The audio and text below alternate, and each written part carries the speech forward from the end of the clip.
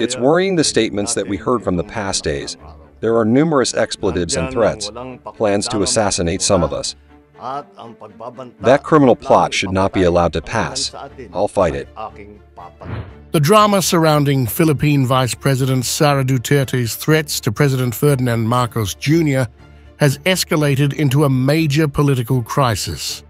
Duterte sparked widespread controversy when she publicly declared that she had contracted an assassin to kill Marcos, his wife, and House Speaker Martin Romualdez should she herself be killed.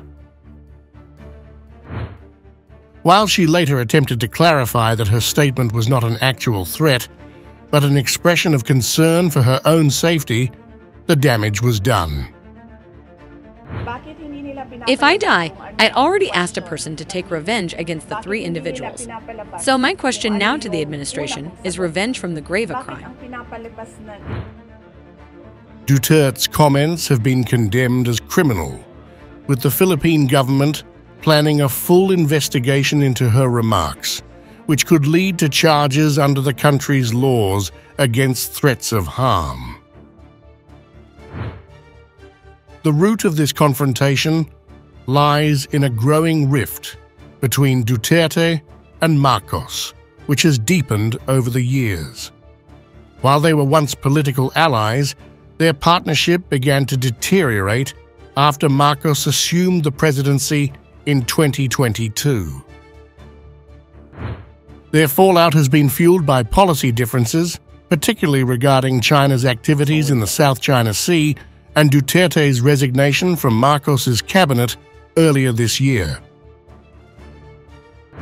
Duterte's feud with Marcos has taken a dangerous turn, with accusations of corruption and political persecution on both sides.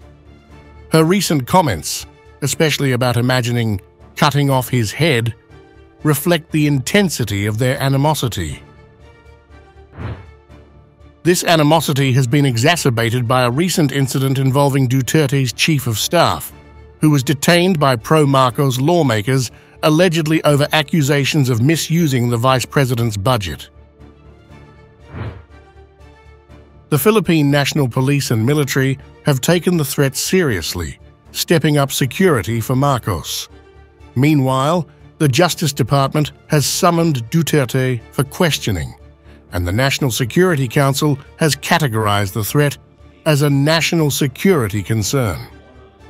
Duterte expressed a loss of trust in the country, stating that justice is no longer expected. We don't trust anymore in this country. We don't expect justice anymore in this country. It is clear point harassment, clear point persecution. When it's a threat against you, it's nothing, but if a threat against them, it's national security. This tense standoff is now at the center of the country's political landscape, with experts warning that the situation could have serious implications for the stability of the government and the rule of law in the Philippines.